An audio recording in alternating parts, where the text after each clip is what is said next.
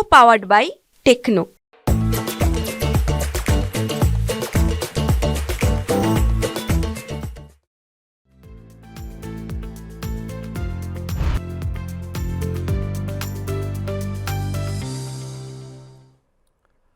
नमस्कार, good morning, सुप्रभात। क्या खरीदें क्या बेचें में आपका बहुत बहुत स्वागत है। मैं हूं आपके साथ संदीप ग्रोवर। ये हफ्ता मार्केट्स के लिए कैसा रहने वाला है इस पर हम बातचीत करेंगे, लेकिन उससे पहले बातचीत करनी होगी पिछले हफ्ते की और खास तौर पे शुक्रवार के दिन की, क्योंकि धमाकेदार तेजी हमने शुक्रवार के सेशन में बनती हुई दिखी।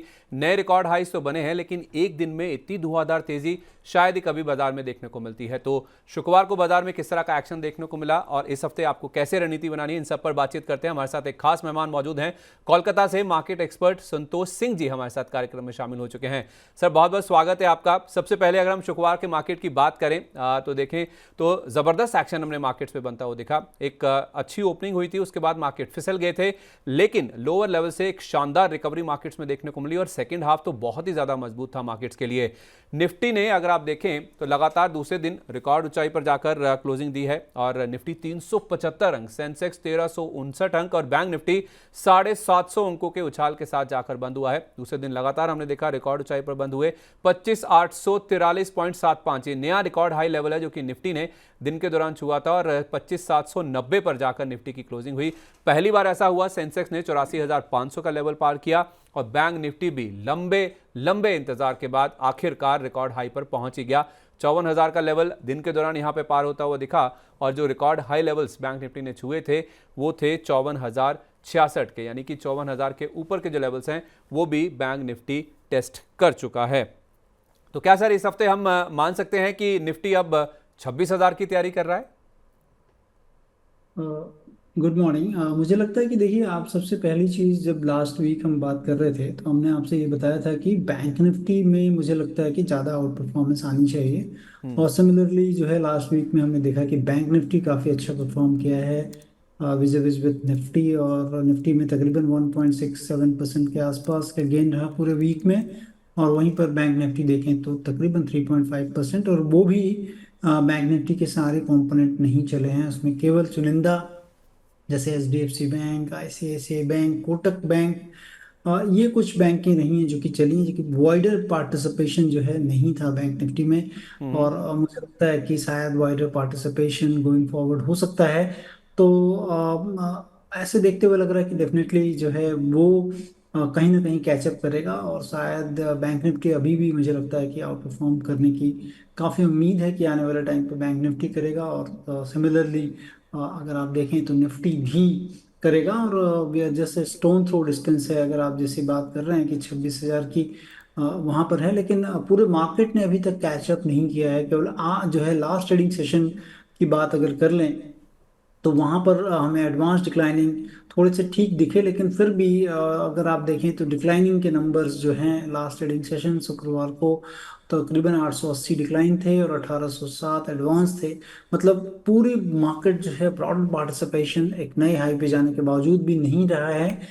मुझे लगता है कि जब तक वो नहीं कैचअप करेगा तब तक पूरे पोर्टफोलियो में गेन तो शायद उस तरह से नहीं बन रहा है। लेकिन हाँ, इंडाइसेस पे डेफिनेटली जो है कहने की चर्निंग हो रही है, और उससे कारण जो है हम देख रहे हैं कि इंडाइसेस में काफ़ी अच्छे गेन आ रहे हैं। तो आने वाले दिनों में मैं काफ़ी आश्वस्त हूँ कि शायद हम एक नई ऊंचाई पर फिर से जाएं। चलिए, तो बैंक निफ्टी हो सकता है कि मार्केट को आउट परफॉर्म करता हुआ नजर आए, जैसा हमने पिछली बार या पिछले हफ्ते भी बनता हुआ दिखा है। तो क्या हम कह सकते हैं सर, ये जो सिलेक्टिव स्टॉक्स में इस हफ्ते तेजी देखने को मिली या बीते हफ्ते तेजी देखने को मिली, उसमें आईसीआईसीआई बैंक का ज़्यादा पार्टिसिपेशन था।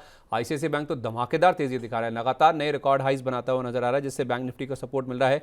कोटक बैंक में भी काफ़ी अच्छे गेंस देखने को मिले, लेकिन एचडीएफसी बैंक में उतनी तेजी अभी तक नहीं देखने को मिली है। तो क्या बैंक निफ्टी में अगर जो रिकॉर्ड हाई बनने के बाद अब जो नई तेजी आएगी उसको बाकी बैंक्स लीड करते हुए नजर आएंगे? क्योंकि एचडीएफसी बैंक आप देखिए 1737 पे बंद हुआ शुक्रवार को, लेकिन उतनी तेजी नहीं थी जितनी हमने आईसीआईसीआई बैंक में बीते पूरे हफ्ते में देखी है पिछले। डेफिनेटली मुझे लगता है कि अगर आप वैल्यूएशन वाइज भी देखें तो रीजनेबली वैल्यूड भी है बैंक, जो कि इतने बड़े एसेट पे 20% के आसपास के यूएम ग्रोथ है बैंक में। केवल जो है डिपॉजिट्स के क्रेडिट टू डिपॉजिट रेशियो खराब होने के कारण थोड़ा अंडर परफॉर्मेंस देखने को मिल रहा है, लेकिन मुझे लगता है कि आने वाले टाइम पे ये ठीक हो सकता है। तो देखने लायक होगा। और एक्सिस बैंक कह लें या स्टेट बैंक ऑफ इंडिया या पीएसयू पैक उतना ज़्यादा पैक जो है पार्टिसिपेट नहीं किया है। बट लेकिन मुझे लगता है कि धीरे धीरे मार्केट जो है वो कॉन्फिडेंस गेन करेगा और पार्टिसिपेशन ब्रॉडर लेवल पर भी होना चाहिए। तो मुझे लगता है कि इसमें बैंक निफ्टी थोड़ा ज़्यादा आउट परफॉर्म करेगा। ब्रॉडर लेवल पे पार्टिसिपेशन आता है वो देखेगा, बैंक निफ्टी आउट परफॉर्म करेगा। और ब्रॉडर लेवल की जहां तक आपने बात करी है, शुक्रवार के सेशन को देखिए, कोई भी सेक्टर आप उठा लीजिए, हर कोई सेक्टर हरे निशान के साथ जाकर बंद हुआ, कहीं पे भी लाल निशान नहीं दिख रहा था। सबसे ज्यादा तेजी अगर आप देखेंगे तो रेट सेंसिटिव सेक्टर्स में से रियलिटी में देखने को मिली, ऑटो में देखने को मिली, जो ग्लोबली ज़्यादा अलाइंड है, मेटल सेक्टर यहाँ पे देखने को मिली, और बैंकिंग फाइनेंशियल दोनों तबके ही बहुत ज़्यादा मजबूत होते हुए नजर आए। वैसे तो हर सेक्टर ऊपर था, लेकिन इन सेक्टर्स में ज़्यादा उछाल देखने को मिला। और लीडर्स आप देखिए, एमएनएम, आईसीआईसीआई बैंक, जैसे मैंने कहा, जेएसडब्ल्यू स्टील, ये निफ्टी के टॉप गेनर्स में शामिल थे। और लूजर्स की बात करें तो हल्की फुल्की गिरावट अगर थी तो वो Grasim, SBI, NTPC, IndusInd bank जैसे काउंटर्स में थी। तो सर, ये जो रियल्टी और ऑटो स्टॉक्स जो कि रेट सेंसिटिव्स माने जाते हैं, इनमें ये जो नई तेज़ी शुरू हुई है, क्या ये लंबी चलने वाली है? इनमें आप कहाँ खरीदारी करने के मौके देंगे? क्योंकि शुक्रवार को हमने देखा Sobha, DLF, Lodha, MNM, Force Motors for that matter, दमदार एक्शन इनमें देखने को मिल रहा था।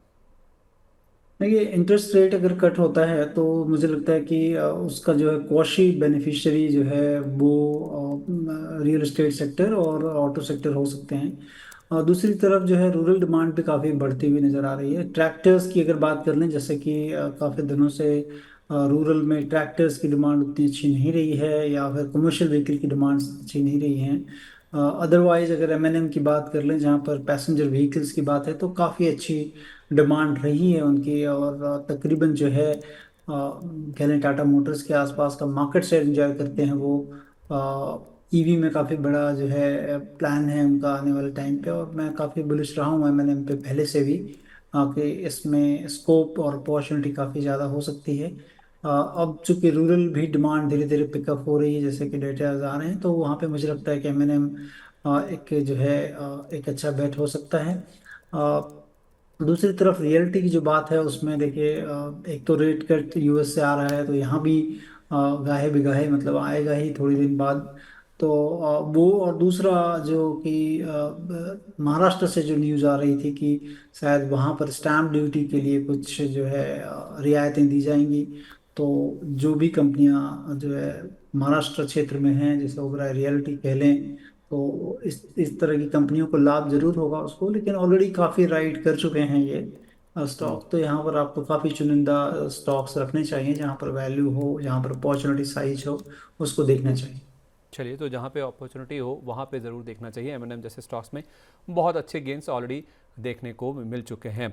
अच्छा सर, रियल्टी ऑटो को छोड़ अगर आप मेटल की बात करें या फिर बैंकिंग फाइनेंशियल की भी बात करें, तो जैसे आप कह भी रहे थे कि कुछ और बैंक सब पार्टिसिपेट करते हुए दिखेंगे, और उसके साथ साथ जो एनबीएफसीज हैं या फिर जो मेटल स्टॉक्स हैं, क्या वहाँ पे भी तेज़ी बनती हुई दिख सकती है? क्योंकि आधे % की रेट कटौती से जो पहला रिएक्शन मार्केट में थर्सडे को आया था वो इस तरह से था कि आधा % इसलिए तो नहीं काट दिया कि यूएस की इकोनॉमी में बहुत दिक्कत है, मंदी में जाने वाली है, दिक्कत होने वाली है। लेकिन शुक्रवार को सुबह जो नंबर्स आए वीकली जॉबलेस क्लेम्स के, उससे वो 4 महीने के निचले स्तर पर आए, तो उससे कहीं ना कहीं कॉन्फिडेंस आया कि नहीं, यूएस की इकोनॉमी में शायद उतना पेन नहीं है जितना एंटिसिपेटेड था।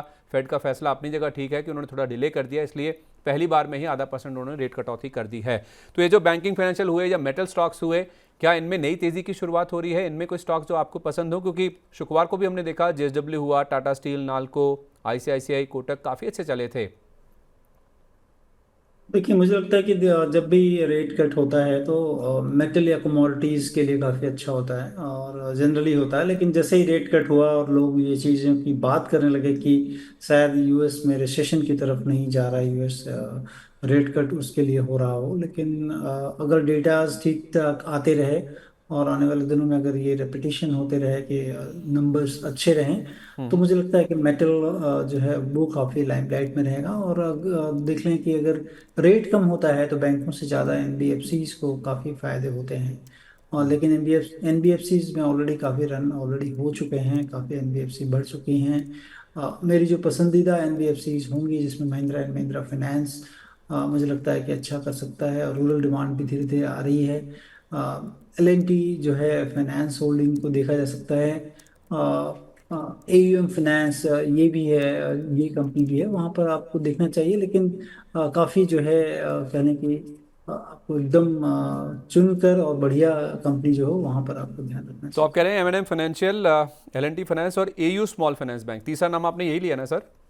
हाँ जी, हाँ जी। तो इन स्टॉक्स में ज़्यादा फायदा हो सकता है क्योंकि बैंकों के बनस्पत जो NBFCs हैं या फिर जो छोटे लोन्स देने वाले जो एंटिटीज़ हैं उनमें ज़्यादा रेट कट का जो इम्पैक्ट है, जो पॉजिटिव साइड पे असर है वो देखने को मिल सकता है। एडवांस डिक्लाइन की बात करें शुक्रवार को तो 1852 शेयर चढ़कर बंद हुए, 923 शेयर ऐसे थे जो कि गिर रहे थे। मिड कैप इंडेक्स आप देखिए 850 अंकों की मजबूती यहाँ देखने को मिली। स्मॉल कैप इंडेक्स में भी करीब करीब 750 अंकों के गेन के साथ यहाँ पे क्लोजिंग बनती हुई दिखी। तो ब्रॉडर मार्केट्स भी काफ़ी ज़्यादा उत्साहित थे। हालांकि गुरुवार को हमने देखा था कि मार्केट्स जरूर रिकॉर्ड हाई पे बंद हुए थे लेकिन मिड कैप स्मॉल कैप गिर के बंद हुए थे। लेकिन शुक्रवार को ये जो गुरुवार की गिरावट है वीकली एक्सपायरी के दिन की, वो पूरी तरह से खरीदारी में पलट गई। और इस हफ्ते की जहाँ तक बात है सर, जो कुछ आउट परफॉर्मर्स हैं जिसमें कॉनकॉर्ड बायोटेक हुआ, प्रिज्म जॉनसन हुआ, पिछले हफ्ते बहुत मजबूत रहा है। ITD सीमेंटेशन में तो 20% का सर्किट लग गया था। मैक्स हेल्थ केयर भी काफ़ी अच्छा परफॉर्म कर रहा था। थेमिस मेडिकेयर भी काफ़ी अच्छा चल रहा है। कुछ ऐसे स्टॉक्स जो आपके रडार पे हैं, असाही इंडिया भी उसमें आप शामिल कर सकते हैं, जो mid cap small cap space से आपको लगता है कि अभी भी बहुत तेज चल सकते हैं। देखिए, जैसा कि आपने जितने भी नाम लिए, मुझे लगता है उसमें मैक्स हेल्थ मैं ज़्यादा उस पर थम्स अप दूंगा। मैक्स हेल्थ केयर ये देखना चाहिए। और दूसरा आशाई इंडिया की जो आपने बात की, हाल फिलहाल में कुछ केपेक्स भी कंपनी ने किए थे, तो वहाँ पर ये दो कंपनियां हैं जो कि रडार में रखनी चाहिए। और अगर लेना चाहते हैं तो इस जगह पे 10-15% ही लें, लेकिन जो भी किसी भी गिरावट में आपको एकदम ध्यान रखना चाहिए कि इन कंपनियों में निवेश करना है, क्योंकि आने वाले टाइम पे अपॉर्चुनिटी इन दोनों कंपनियों में काफ़ी अच्छी है। तो max health care, Asahi India 10 से 15% यहाँ ले सकते हैं और चाहे तो डिप्स पर और भी ज़्यादा खरीदारी करके आप चल सकते हैं जब भी मौका मिलता है आपको।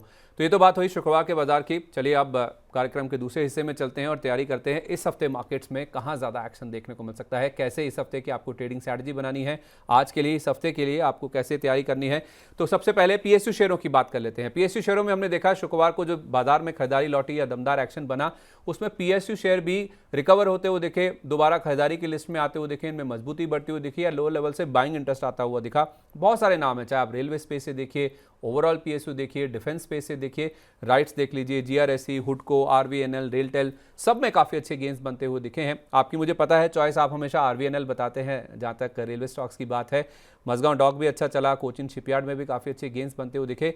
मेरा सवाल आपसे ये है कि क्या ये जो तेज़ी की शुरुआत हुई है शुक्रवार को, अगर ये लंबी चलने वाली है तो क्या PSU शेयरों में एक जो पूरी तरह से क्या कहते हैं डलनेस आई थी या तो फिर जो तेज़ी का दौर खत्म हो गया था, क्या ये शुरुआत होने के या तेज़ी दोबारा शुरू होने के इंडिकेशंस हैं? देखिए, कहना काफ़ी मुश्किल है कि शुरुआत है, लेकिन आपको हमेशा ये ध्यान रखना चाहिए अपने को, जब भी हम निवेश करते हैं तो क्या अपॉर्चुनिटी है, कितना वैल्यूएशन हम दे रहे हैं, कितना ऑलरेडी रन हो चुका है स्टॉक में, और मतलब कितनी जो है स्टोरी को राइट की जा चुका है बाय मार्केट जो है। तो इन तमाम चीज़ों को देखते हुए हमेशा निवेश के लिए मतलब पीछे जरूर देखें, क्योंकि कितने चल चुके हैं हम, और उसके बाद आगे भी देखें कि कितनी अपॉर्चुनिटी है, कितना और जाने की क्षमता हो सकती है, वैल्यूएशन कैसे हैं स्टॉक्स के। तो इन तमाम चीज़ों को देखते हुए सारे स्टॉक्स पे मैं नहीं कहूँगा कि PSU सब अच्छे मतलब अपॉर्चुनिटी होगी, लेकिन आपको उसमें चुनने होंगे स्टॉक्स।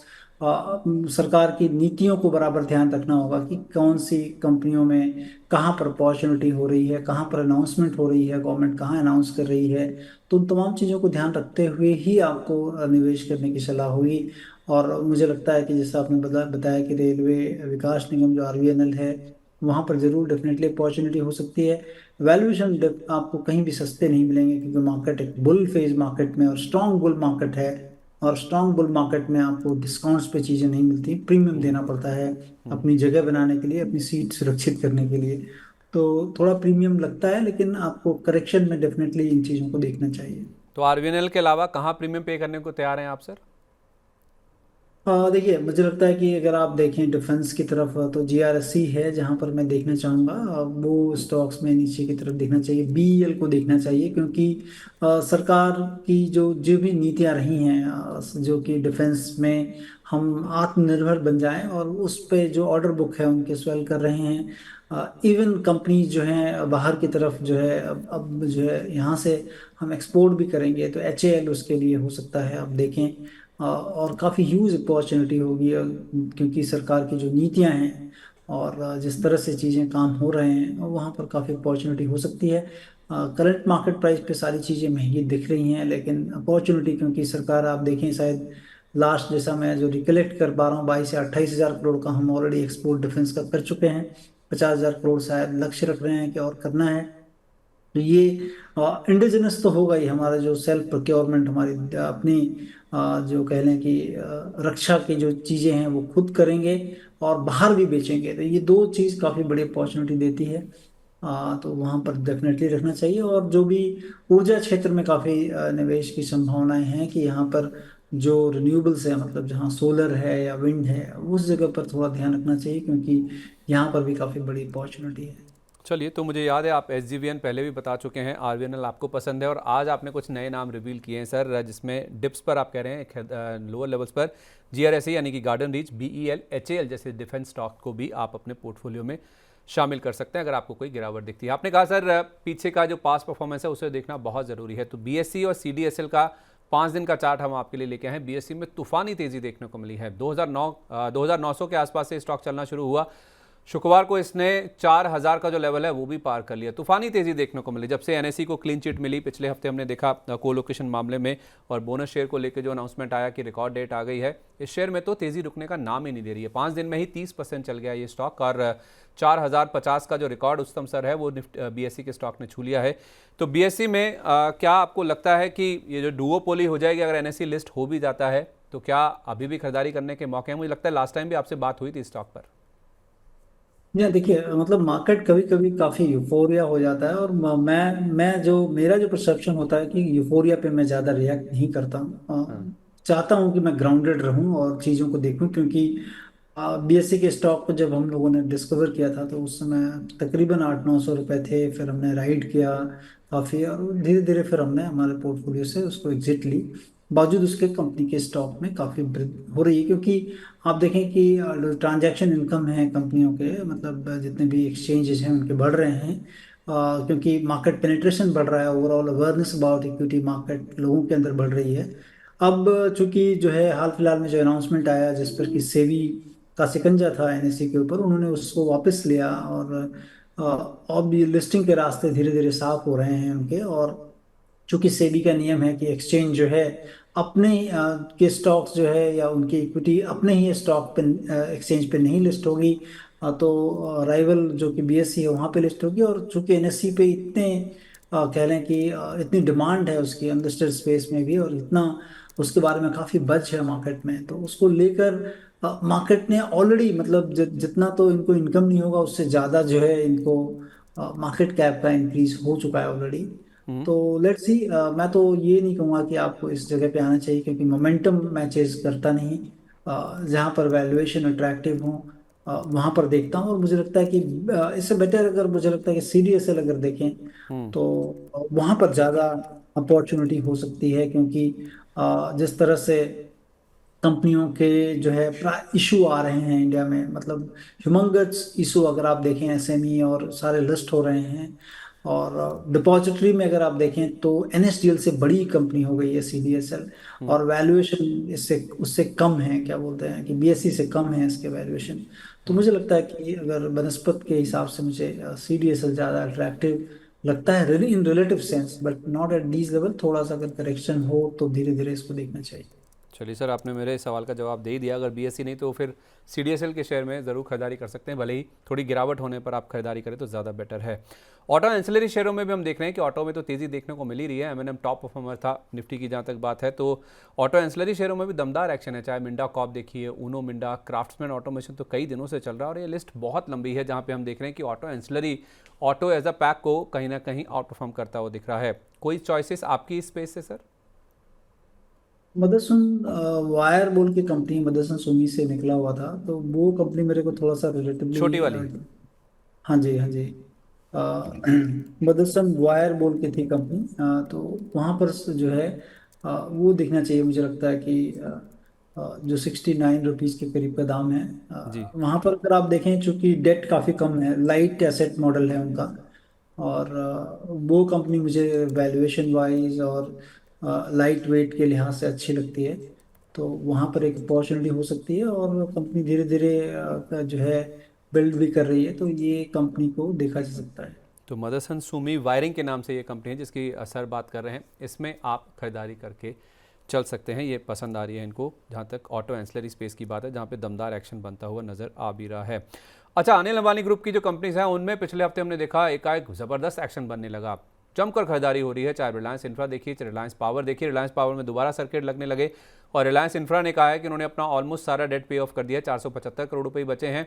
सर्किट पे सर्किट कह सकते हैं यहाँ पे भी लगते हुए देखे हैं। 20% का सर्किट तब लग गया जब इन्होंने कहा था कि हम अपने जो कर्ज है उसको ऑलमोस्ट पूरा कर दिया है, और कई जिनके साथ लेंडर्स के साथ इनके कानूनी विवाद चल रहे हैं वो भी सुलझते हुए नज़र आ रहे हैं। तो रिलायंस पावर और रिलायंस इंफ्रा, ये जो तूफानी तेज़ी बन रही है सर, इसमें रखें या बेचें? मुझे लगता है कि रखना चाहिए। और मैं पोर्टफोलियो में, मेरे वाइफ के पोर्टफोलियो में रिलायंस पावर पड़ा हुआ था काफ़ी दिनों से। हमने काफ़ी लिया था लेकिन बेचा नहीं था। अब तो धीरे धीरे भाव आ रहे हैं उसके। डिस्क्लोजर है ये। लेकिन मुझे लगता है कि दोनों कंपनियों के अंदर में चूंकि पावर की डिमांड इंडिया में है, और आपने देखा होगा कि रतन पावर बोल के एक कंपनी है जिसके की कंपनी मतलब एनसीएलटी में चली गई थी। गवर्नमेंट ने काफ़ी सपोर्ट किया और उनकी थर्मल यूनिट को फिर से रिवाइव करने का प्लान उनको दिया गया, क्योंकि इंडिया में जो है पावर की डिमांड काफ़ी एज सच बढ़ी है।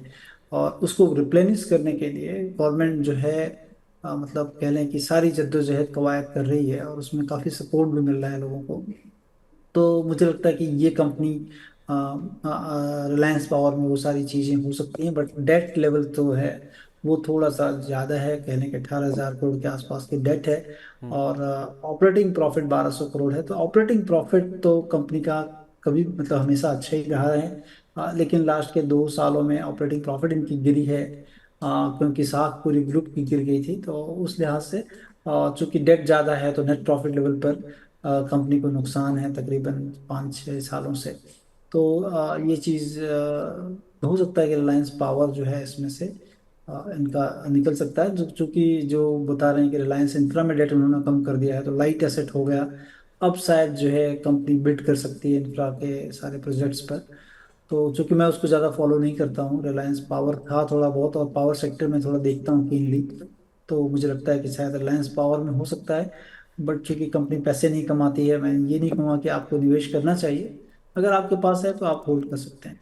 अच्छा, फ्रेश खरीदारी ना करें, रिलायंस पावर को आप होल्ड कर सकते हैं क्योंकि डेट अभी भी काफ़ी ज़्यादा है कंसोलिडेटेड लेवल पे। स्टैंडअलोन लेवल पे तो ये कंपनी डेट फ्री हो चुकी है, लेकिन जिस तरह की इसकी फाइनेंशियल पोजीशन है और जो डेट पोजीशन है उसके हिसाब से होल्ड करें, राइड करें जो तेज़ी हो रही है। टेलीकॉम शेयरों में हमने देखा सर, बीता हफ्ता बहुत ज़्यादा एक्शन पैक था। 30 अगस्त को ये जो इन कंपनियों ने सुप्रीम कोर्ट के सामने एजीआर बकाये को लेकर एक जो क्यूरेटिव प्ली रखी थी, जो पुनर्विचार याचिका रखी थी, सुप्रीम कोर्ट ने कहा था हम सुनवाई करेंगे, लेकिन बंद दरवाजे में क्या हुआ, क्या निकल के सामने आया, किसी को कुछ नहीं पता। ये निकल के सामने आ गया कि इनको राहत देने के लिए सुप्रीम कोर्ट तैयार नहीं है। जो कैलकुलेशन हो चुका है वही जस का तस रहेगा और इनको डीओटी को पे करना होगा। वोडाफोन आइडिया आप देखिए पिछले हफ्ते 21% गिर के बंद हुआ। वो तो अच्छी बात है कि शुक्रवार को इसमें रिकवरी होगी, लेकिन आप देखिए स्क्रीन पर देख पाते हैं 9 रुपये 79 पैसे का 52 वीक लो इसने टच कर दिया। कहाँ ये 19 रुपये तक पहुंच गया था। 11 रुपये पर जिसने एफपीओ के प्राइस में भी लिया है वो भी अब लॉस में आता हुआ नजर आ रहा है। तो वोडाफोन आइडिया हुआ, उसके साथ साथ इंडस टावर्स भी टूट गया। लेकिन on the flip side Airtel आप देखिए पिछला हफ्ता पूरा आप देखिए 5 दिन करीब 4-5% के आसपास की मजबूती लेके बंद हुआ। इनके भी ड्यूज बचे हुए सर, अगर एजीआर को लेकर कोई पॉजिटिव फैसला आता है इनको भी राहत मिलती। तो फिर ये फैसला आने के बाद एयरटेल क्यों चढ़ गया और वोडाफोन क्यों गिर गया? तो देखिए, एक company on the verge of कह लें कि मतलब बैंक्रप्सी के आसपास है। कंपनी रिवाइवल के लिए कोशिश कर रही थी और इसके लिए बार बार पिटिशन दायर की जा रही थी कि कम से कम थोड़ी सुनवाई कर ली जाए। तो शायद जो है उनको उतने पैसे साइफन नहीं करने होते जिस तरह से कंपनी मान रही थी। और मतलब आपका लॉस जो होगा वो आपके कॉम्पिटिटर का फायदा होगा। अगर ये कंपनी बस्ट होती है या इसको कोई दिक्कत होती है तो सामने जो एक्सपेंशन होगा 5G के लिए, 6G के लिए, उसमें ज़्यादा पैसे नहीं डाल पाएगी। और एयरटेल में कैश फ्लो उतना जो है ख़राब नहीं है जितना वोडाफोन आइडिया का है। तो इनका ख़राब होना, वोडाफोन आइडिया का ख़राब होना, इसका मतलब है कि उनके मार्केट शेयर में, इनके कंपटीशन के मार्केट शेयर में, चाहे जियो हो चाहे रिलायंस हो, इनके मार्केट शेयर में गेन हो सकता है। तो मुझे लगता है कि ये इसके कारण जो है भारतीय एयरटेल में जो गेन आए हैं उसके कारण ही आए हैं। और बराबर मैं ये कहते रहा हूँ कि कई बार आपके ही चैनल पर बात हुई है वोडाफोन आइडिया को लेकर। जब 13 रुपया, 14 रुपया, 15 रुपया था शायद, उस समय बात कर रहे थे हम, 17 रुपया गया था तब भी कर रहे थे। तो हम, मेरा एक ही उद्यम में मतलब ये था मानना कि ये आप देखें कि रिवाइवल के लिए आप दे रहे हैं कंपनी, मतलब एक मरीज है जो कि आईसीयू में भर्ती है, हम ये उम्मीद कर रहे हैं कि वो वहां से निकल जाएगा, सारे सपोर्ट सिस्टम दिए जा रहे हैं, उस पर कितना बेट करेंगे। तो और चूंकि डेट लेवल हाई हैं, साइफनिंग हो जाती, मतलब काफ़ी ज़्यादा इंटरेस्ट पेमेंट हो जाता है, तो ये सारी चीज़ें काफ़ी दिक्कत है कंपनी के लिए। जबकि अभी डेट रेज करना बाकी है इनको, तो ये सारी चीज़ें मतलब है कि, और आपको मुझे नहीं लगता कि इस तरह से चीज़ों में ज़्यादा आपको पैसे लगाने चाहिए, क्योंकि गाढ़ी कमाई है, और कभी भी अगर ये बिजनेस प्रोपोजिशन फेल होता है तो उसमें काफ़ी लॉस की संभावना है, जो कि दिखा है, काफ़ी मेहम जैसी चीज़ें हुई हैं। लेकिन अगर एजीआर की बात अगर कह लें तो ये प्राय जो है सरकार हो या फिर सुप्रीम कोर्ट हो, जल्दी ये लोग रिविजिट नहीं करते हैं, ये बातें प्राय जानी हुई थी। ये 15 रुपए पे भी मोटा मोटी लगता था कि ठीक है, कहते हैं कि दिल को खुश रखने को गालिब, ये ख्याल अच्छा है, तो ख्याल अच्छा था कि आप जब कोशिश कर लो, शायद ही इस बात को सुना जाए। तो वोडाफोन को बेचें, एयरटेल खरीदें? देखिए, मैं खरीदने की बात तो नहीं कहूँगा कि आप खरीदें, क्योंकि मैं इस सेक्टर को बहुत ज़्यादा तवज्जो, मतलब पोर्टफोलियो में तो मैं देता नहीं, मेरे पास तो है नहीं कोई चीज़। क्योंकि बहुत बड़ी एसेट, बहुत चीज़, बहुत जद्दोजहद करके पैसे कमाने पड़ते हैं, कंपटीशन है, तो इन चीज़ों का मैं थोड़ा दूर रहता हूँ उनसे तो पूरे जिनके सेक्टर पास से। हैं सर वो क्या करें? जिनके पास है तो राइट द टाइड करें, क्योंकि भारतीय एयरटेल तो चल रहा है, तो आपके पास है तो आप एक स्टॉप लॉस लगा लें, बट वैल्यूएशन वाइज से मुझे उतना ज़्यादा नहीं है समझ में आता है स्टॉक। हाँ, कुछ दिनों पहले जबकि प्राइस बढ़ने के पहले थोड़ा सा अपॉर्चुनिटी दिख रही थी कि प्राइस, चूंकि काफ़ी दिनों से प्राइस नहीं बढ़ाया था इन्होंने, आरपू नहीं बढ़े थे, अब थोड़ा आरपू बढ़ गया है, तो उसका एक कैश फ्लो बढ़ जाता है इनका। वो एक जरूर अपॉर्चुनिटी थी, बट लेकिन वैल्यूएशन थोड़े महंगे लगते हैं। Indus towers? इंडस टावर्स में देखिए वो डबल वैमी होता है, मतलब अगर वोडाफोन फेल होता है या फिर उसमें दिक्कत होती है, तो चूंकि उनके भाड़े टावर जो है वो भाड़े का है, और भाड़े के पैसे नहीं आते हैं आपको, तो उसके वैसे कारण कौन सा जो आ है रहे इंडस हैं? टावर में उसके कारण तो इंडस टावर में दिक्कत रहती है बराबर इस चीज को लेकर। हाँ, बट अगेन मुझे इंडस टावर का जो बिजनेस मॉडल है वो रेंटल इनकम का है, आप समझ लो कि रेंटल इनकम आता है, कुछ चीज भाड़े में दी गई है टावर, और वो उसका पैसे आते हैं। तो भाड़े वाले जो पैसे आते हैं उस बिजनेस मेरे को उतना लिक्रेटिव नहीं लगता। हाँ, जब करीब 200 था तब तो ठीक था, क्योंकि आप जितना भाड़ा आता था, अगर यील्ड फैलाते आप वहां से तो वो आपको अट्रैक्टिव लग रहा था। लेकिन अब चूंकि ऑलरेडी बढ़ चुका है, तो मुझे नहीं लगता कि इस भाव पे आपको सजेस्ट करूँ। चलिए सर, बहुत कुछ बढ़ चुका है, लेकिन फिर भी इस बढ़े हुए बाजार में भी कौन सी आपकी पिक्स हैं वो मैं आपको आपसे पूछूंगा, वो आप हमारे साथ शेयर भी कीजिएगा। लेकिन उससे पहले एक आखिरी सवाल आपसे पूछना चाह रहा हूँ कि फ्राइडे को हमने देखा शुगर शेयर्स भी हैं जो कि काफ़ी ज़्यादा लाइमलाइट में आते हुए दिखे हैं। शुगर शेयरों में फिर से हमने देखा खरीदारी बनती हुई दिखी है, चाहे आप मगध शुगर की बात करें, अवर शुगर की बात करें, दालमिया है, इसके अलावा त्रिवेणी इंजीनियरिंग है, इन सब स्टॉक्स में हमने देखा शुक्रवार के सेशन में काफ़ी अच्छी खरीदारी बनती हुई दिखी है। तो शुगर शेयरों में सर ये जो तेज़ी हुई है, क्योंकि लिकर स्पेस में हम देख रहे हैं कि ऑलरेडी काफ़ी अच्छा उछाल बन चुका है, अब शुगर में शुरुआती तेज़ी बनती हुई दिखी है, क्या ये एक कह सकते हैं कि बड़ी तेज़ी की शुरुआत ही हुई है, अभी लंबा चल सकते हैं यहाँ से शुगर स्पेस में जो तेज़ी शुरू हुई है वो? देखिए, शुगर स्पेस काफ़ी रेगुलेटेड स्पेस है पहली चीज़, और इसमें डबल रेगुलेशंस है, एक तो स्टेट का है जो सैप जिसे कहते हैं वो है, और एक जो है सेंट्रल गवर्नमेंट का है। तो वो शुगर से इनको बहुत ज़्यादा कमाई हो उसमें तो मतलब कम चांसेस रहते हैं। कभी गवर्नमेंट ने एक्सपोर्ट खोल दिया तो थोड़ी कमाई हो जाती है, कभी बंद कर दिया, कभी अगर फसल नहीं हुई तो उसके लिए आपने आपका एक्सपोर्ट ही बंद कर दिया। फिर अगर इनको एथेनॉल में जो है, जो बेसिकली कह लें कि पैरेलल जो एथेनॉल है वो ज़्यादा मतलब इम्पॉर्टेंट है, और एथेनॉल मिक्सिंग जो है पेट्रोल डीजल्स में वो काफ़ी इम्पॉर्टेंट है। तो वहाँ पर जिस तरह सरकार का उद्यम है कि उन्होंने बढ़ाना है धीरे धीरे, तो वो मुझे लगता है कि वो गेम चेंजर रहा है, और जो हम भाव देख रहे हैं इनका लास्ट के 4-5 सालों में, that only because of the ethanol story. तो वहां पर ध्यान रखना चाहिए, और मुझे लगता है कि इस एथेनॉल में अगर आप देखें जो सबसे बड़ी कैपेसिटी ऐड हुई है वो बलरामपुर चीनी, रेणुका, बट रेणुका में अभी तक प्रॉफिटेबिलिटी ठीक नहीं है। तो इन कंपनियों को मैं देखता हूँ, बलरामपुर स्पेशली मेरी पसंद है इसमें। बलरामपुर में इथेनॉल में तो किया ही इन्होंने काफ़ी बड़ा एक्सपेंशन। दूसरी चीज़ इन्होंने जो है वो कह लें कि बायोडिग्रेडेबल जो है पैकेजिंग की तरफ एक बड़ा इन्वेस्टमेंट, जो लाइफ टाइम में सबसे बड़ा इन्वेस्टमेंट कर रही है कंपनी, उसकी तरफ है। और मैं काफ़ी कवायद आपके चैनल पर 400 रुपए के आसपास था, 350 400 तब भी कर रहा था कि इस कंपनी को देखना चाहिए, क्योंकि फ्यूचर एंडेवर कंपनी जो है एक बड़े क्योंकि इंडिया में अभी तक बायोप्लास्टिक नहीं है, कोई कंपनी बनाती नहीं है, और first of its kind company बना रही है, प्रोडक्शन हम्म। चालू नहीं हुआ है, ऑन वेरी अर्ली स्टेज है। तो इस कंपनी को जरूर देखा जा सकता है। चलिए, तो बलरामपुर चीनी पूरे शुगर एज अ पैक से पसंद है, 400 रुपये के आसपास से खरीदारी की राय दे रहे हैं। अब 600 रुपये के आसपास आ गया, अभी भी यहाँ पे खरीदारी की जा सकती है धीरे धीरे, और रेणुका शुगर्स भी इनको पसंद है। और कौन से स्टॉक्स हैं सर अलग अलग सेक्टर से जहाँ पे आप खरीदारी करने की राय देंगे? आप शॉर्ट टर्म के लिए तो नहीं, लॉन्ग टर्म के लिए ही स्टॉक्स बताते हैं। कोई स्टॉक्स जो आपके जहन में अभी भी अच्छे लग रहे हैं, जहाँ चले नहीं हैं, जिनके वैल्यूशन अच्छे हैं, या अपॉर्चुनिटी साइज़ काफ़ी बड़ा है? देखिए चले नहीं ऐसा कहना बहुत मुश्किल है, इस मार्केट में प्राय सब लोग चल चुके हैं। मतलब कह लें कि ऐसी कोई स्टोरी बहुत कम है जो कि मतलब नहीं चली है। आप देखें कि चूंकि रियल एस्टेट या फिर कह लें कि इंटरेस्ट रेट कम हो रहे हैं, तो रियल एस्टेट के संबंधित बहुत सारे कौशी सेक्टर्स हैं जो कि काफ़ी लाभान्वित होते हैं। उसमें हम्म। एक प्लाईवुड सेक्टर है, उसमें कोलकाता की ही सेंचुरी प्लाईबोर्ड बोल के कंपनी है। हम्म। इसमें हाल फिलहाल में काफ़ी बड़े एक्सपेंशन किए हैं। अगर आप देखें लास्ट ईयर में मैं देख रहा था इसमें कि तकरीबन 978 करोड़ रुपए के एक्सपेंशन हुए हैं, हम्म। दैट टू ऑन एमडीएफ, जो ग्रीनफील्ड आंध्र प्रदेश में एमडीएफ पे उन्होंने 526 करोड़ के करीब किया। फिर लैमिनेट्स जो है वो भी ग्रीनफील्ड आंध्र प्रदेश में 122 करोड़ का किया। और पार्टिकल बोर्ड जो ग्रीनफील्ड चेन्नई पे इन्होंने तकरीबन 174 करोड़ रुपए के आसपास किया, और छोटे छोटे बहुत सारे एक्सपेंशन उन्होंने किए हैं। आने वाले जो है इस साल भी अगर आप देख लें 24-25 में तकरीबन जो है 500 करोड़ के ऊपर का एंडेवर है कि और कंपनी करेगी। तो ये एक बड़े एक्सपेंशन के दौर से गुजर रही है, और मुझे लग रहा है कि ये कंपनी की प्रॉफिटेबिलिटी, कंपनी के प्रमोटर्स और कंपनी की डिमांड आने वाले टाइम पर रहेगी प्रोडक्ट्स की। तो इस कंपनी को आप कोई भी करेक्शन में आप देखें, लंबी अवधि का निवेश का नजरिया रखें, अच्छे पैसे कमाई की उम्मीद हो सकती है। कोई टारगेट या कोई अपसाइड सर क्या हो सकते हैं?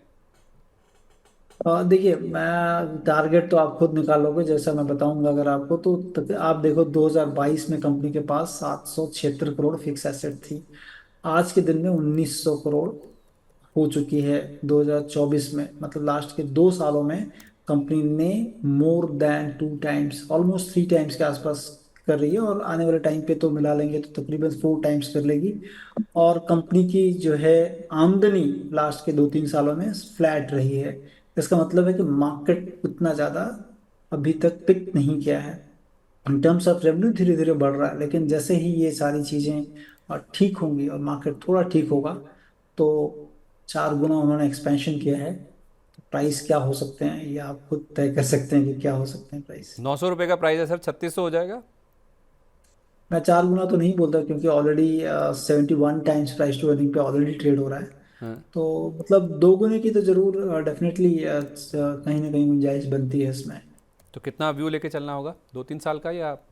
हाँ, दो एटलीस्ट जो है, क्योंकि आपको मार्केट राइड भी करना है, तो एटलीस्ट 2 साल का तो व्यू रखना चाहिए। चलिए, तो 2 से 3 साल का नज़रिया अगर आप लेके चलेंगे तो सेंचुरी प्लाईबोर्ड्स में, जो कि 900 रुपये के आसपास है, 1800 रुपये तक के टारगेट्स आ सकते हैं। कोई और भी स्टॉक है या सर एक ही देंगे?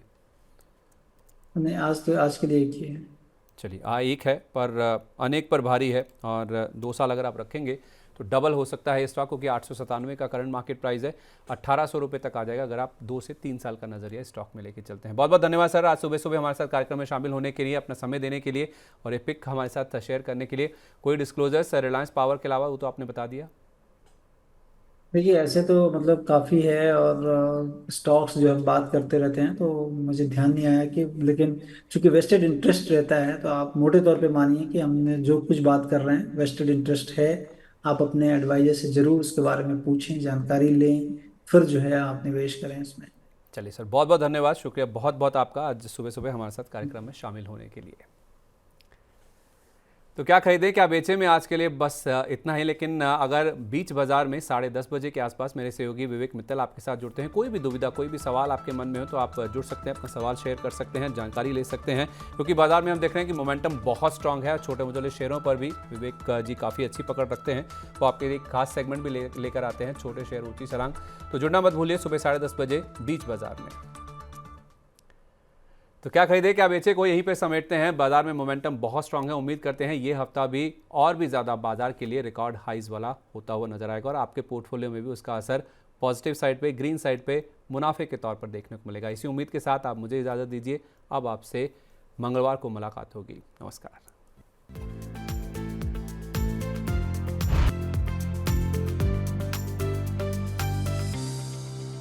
को पावर्ड बाय टेक्नो।